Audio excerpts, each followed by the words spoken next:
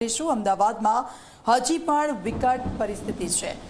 Driving cinema road પર પાણી ભરાયેલા છે। પાણી ભરાવાની સાથે વૃક્ષ પડવાની પણ ઘટના બની છે। આપ જુઓ, સતત વરસાદ પછી કેટલીક જગ્યાઓ પર પાણી ભરાયેલા છે।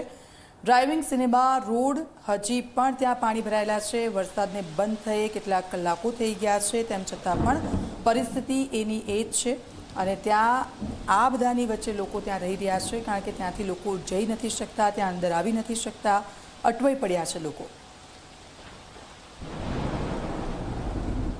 અમદાવાદમાં હજુ પણ ઘણા એવા વિસ્તારો છે કે જ્યાં વરસાદી પાણી જે ભરાયા હતા એ પાણી ઓછરા નથી, જેને લઈને એ સ્થાનિક વિસ્તાર પ્રભાવિત થવાના સાથે એ કોમર્શિયલ એકમો, વેપાર ધંધાને પણ અસર પડી છે અને તેમાં એક વિસ્તાર છે વસ્ત્રાપુરમાં આવેલ એ ડ્રાઇવિંગ સિનેમા વિસ્તાર। આ જોઈ શકાય છે આ રસ્તો કે જે એ ડ્રાઇવિંગ સિનેમાની અંદર જતો આ રસ્તો છે કે જે રસ્તા ઉપર હજુ પણ એ વરસાદી પાણી ભરાયા છે અને જે વરસાદી સ્થિતિ સર્જાઈ, જેને લઈને અહીંયા એક ઝાડ પડવાની ઘટના અને વરસાદી પાણી ભરાવાની એક ઘટના એ સામે આવી છે, જેને લઈને અહીંયા જે વેપાર ધંધા ચાલી રહ્યા છે તેને અસર પડી છે। આ રસ્તા ઉપર જે પાણી ભરાઈ રહેતા એ સિનેમા બંધ જે છે અને સાથે આસપાસની એ દુકાનો, એ ખાણીપીણીની એ દુકાનો એ પણ અહીંયા બંધ થઈ ચૂકી છે, જેને લઈને એ વેપાર ધંધા જે છે એ પણ ભાંગી પડ્યા છે અને આ પાણીનો નિકાલ હજુ ક્યારે થશે એ પણ અહીંયા લોકો રાહ જોઈ રહ્યા છે, કારણ કે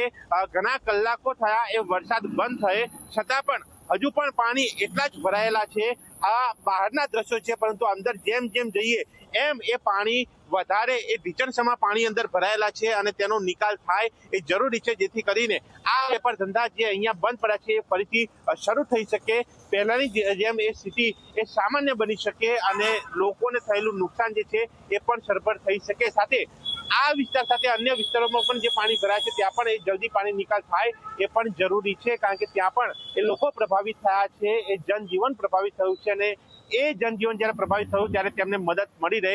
એ પણ જોવું જરૂરી છે અને માટે તંત્ર ચોક્કસથી પ્રયાસ કરે છે, પરંતુ હજુ પણ એ ઝડપી વધુ પ્રયાસ થાય તો આ સમસ્યાનો નિકાલ થાય એ પણ અહીંયા જે છે લોકોની માંગ છે। કેમેરામેન તુષાર સાથે દર્શન રાવલજી, મીડિયા, અમદાવાદ।